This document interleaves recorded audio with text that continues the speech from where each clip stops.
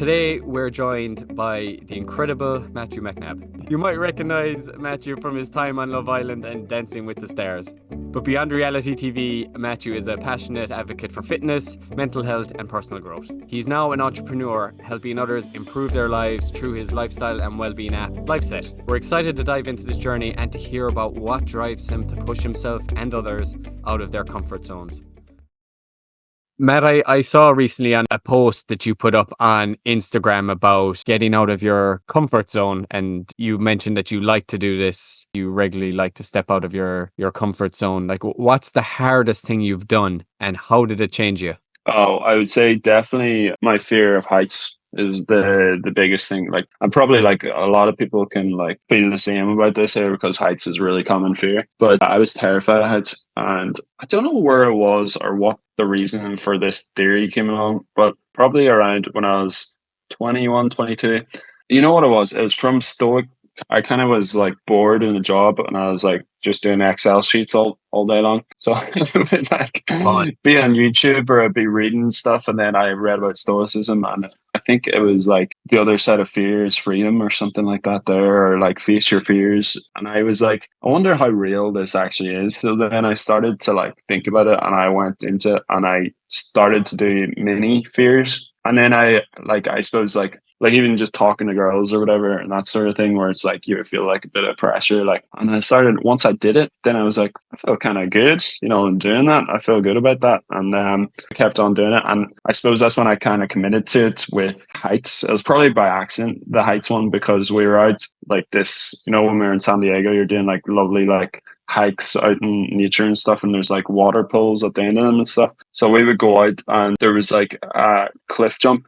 And I say a cliff jump, it was 10 feet in the air, but to me that was like massive. It was like jumping off the Empire State Building at that point. Like, so I was like standing on top of there, and everybody else was jumping off. So I was like, oh, I can't, like, I can't Don't let do it. myself down here. Don't do it. Yeah.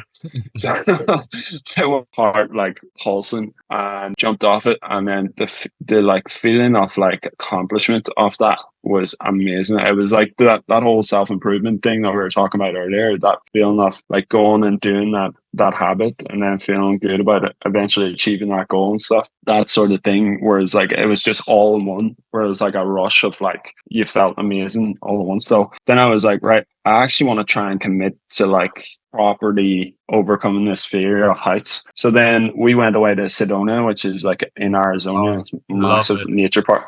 Beautiful. Yeah. So there was this cliff that was like 40-foot cliff, and 40 foot is big when like that's a scary jump. So again, I went with lads who like, they're just Americans who are used to doing this their whole life. Like they're just like jumping off cliffs since they're five, flipsy, and went up with them, and the height up there was scary. And I just went for it. 3, 2, 1, go. That was it. I was like, the accomplishment I did, the feeling of like, geez, I'm capable of doing those things. It feels amazing. So then 2 weeks after that cliff jump, which was really, really scary, I was like, right, we're doing a skydive. And so I committed to doing a skydive and did it. And you know what? The skydive wasn't as scary as the cliff jumping. The skydive was like, all right, I'm just doing it. It's fine. It's kind of like numbing out too, because at a point you feel more confident in the fact that like, I'm capable of doing these things. So I just committed to it. 8 o'clock in the morning, and actually it was so early. Give yourself time to wake up and realize what you were doing. Maybe that was maybe that was it. I was just so numb from being half asleep, like, because we were out the night before as well. But the yeah, jumping out of the plane, and it was unbelievable, that feeling of like, I went from being absolutely terrified of like a 10-foot jump into water to being like jumping off a plane at 15,000 feet or whatever, and just being like, oh, this is cool. All right, let's go for it. And so I think I was amazing for like so many different things, even public speaking. Like I was used to be afraid of public speaking and stuff, and then I would talk, and like when I was doing my masters, I would do presentations in front of different people, and then I did a speech. I did a best man speech for my brother in front of like 300 people there. So I nailed that. I felt really good about it, prepared really well. And see, when you just do those things, you just build self-esteem. You're like, you realize that these are just imaginary things you put in your head that's not actually real. And you just grow so much from it. Then I obviously did live TV, or like TV and Love Island in front of like millions of people, because I had those skills where I knew that I was capable of doing these things. And it's just that confidence that you're able to do those things that you previously thought you weren't able to do. And so that's where I did live TV and Dancing with the Stars, where I was dancing in front of people as well. And it just like, it's amazing how like the same thing that made you terrified, like on a small scale, you can just go way, way beyond your limits if you kind of face it a little bit. And so that's really where it's cemented in my head, where it's like, beyond fear is freedom, I suppose, is the way I kind of word it. Like, it's a bit cringe, like, but that's the way I word it. Beyond fear is freedom, because I really feel like if you face that fear, you go beyond it. It feels as close to freedom as possible, because you got rid of those kind of shackles of like you being terrified of this object. It's such a good thing. So I've got this kind of thing where I was like, I face my fear. I do one thing every year that I'm afraid of. So this year was like building a business. So building a startup and kind of facing that stress and that fear of it failing. And that's where life set is as well. So I think it's really important. If you can do one thing every year, it doesn't have to be massive. It doesn't have to be skydive or whatever. But if you can do, like, if you're afraid of one thing and you're like, right, I want to try and overcome that this year, just go for it. Take it small and build up. And yeah, I think it's really rewarding. That was my next question. Like, are you intentional about the one thing you're going to do? Do you list it out at the start of the year? Do you have it eyed up for next year? For next year, no. I'm still trying to overcome this fear. it might bleed over to next year as well.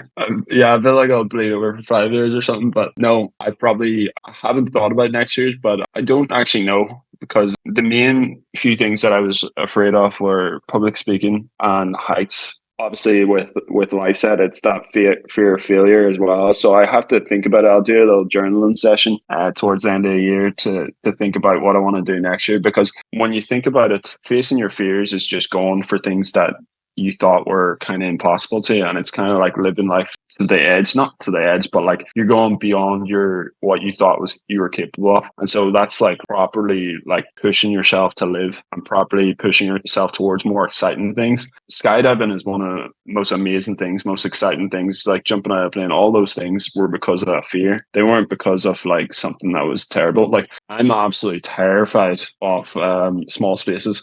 I'm not going to do that fear, because there's literally no self. There's no point to that fear. There's literally like, I'm not going to suffocate myself for this fear.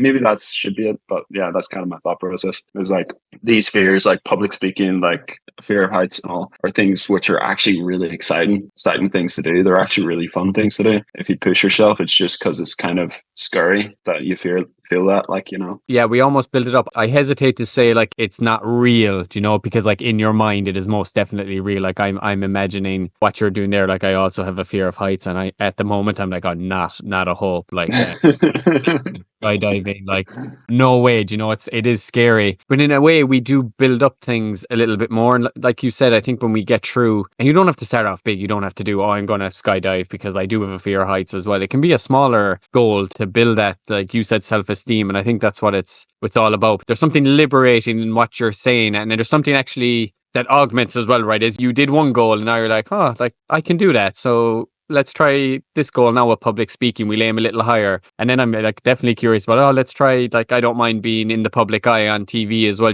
They're all things you're putting money in the bank as you're going, and you're kind of challenging yourself more and more as well. So yeah, there's definitely something liberating with that. Yeah, exactly. That's literally it. So it's like, it's nearly like momentum, because you're kind of like, well, I did that, I can do this. And, if I did that, I can do this. Like, I feel like it just so happened that story is a little bit more dramatic for me because of the period of my life it was. Like, doing those jumping out of a plane and all, blah, blah. That was like 2 months before Love Island contacted me on Instagram. And I was, so it's interesting. So it just happened to be that fear was connected to this one. And I was like, oh, well, I just did that. So yeah, I can do Love Island in front of millions of people as well. Like, it's not really an issue. So I just like went through the stages of that process of getting the Love Island gig and stuff. And so I eventually got on, and I was in Mallorca. And I was just like in the villa and I was like, this is weird. This feels weird, but I'm capable of it. That is wild. And I don't want to get too like weird here, but maybe there's something to be said with like the energy you're putting out. You know, you're putting out energy that you want to challenge yourself and grow and learn. And next thing, like this opportunity presents itself as well. Like what an ideal moment in time for you. Yeah, exactly. And it's just pushing yourself as much as possible. Like you see all these people, like I've met a lot of like amazing people now, like your top level celebrities and stuff, like just at random like charity stuff and stuff. See those people, they're exactly the same as us. Like they're exactly the same. The only difference is they just said, fuck it. Oh, am I allowed to curse? Sorry. No, you are, of course. Yeah, you're good. Oh, yeah, sorry. So they just said F it and just did it anyway. And that's the difference. Like, I really, like, obviously there's a bit of luck, but I feel like there is like a thing where if you say to yourself, you're going to do something and you just start taking action, then things just come eventually, if you know what I mean. So it's just very interesting. Like, you look at these people, like, even when they're doing like live TV per se, like, I'm around like Dancing with the Stars a lot because Laura's a dancer in it and stuff. And like, people probably look at like live TV and think, oh, that's scary. How do they do that talking in front of like hundreds of thousands of people and or whatever, millions, whatever it is? How do they do that like regularly, doing that live and stuff? And you realize everybody can do it. It's just they feel the exact same way as you do, but they just do it.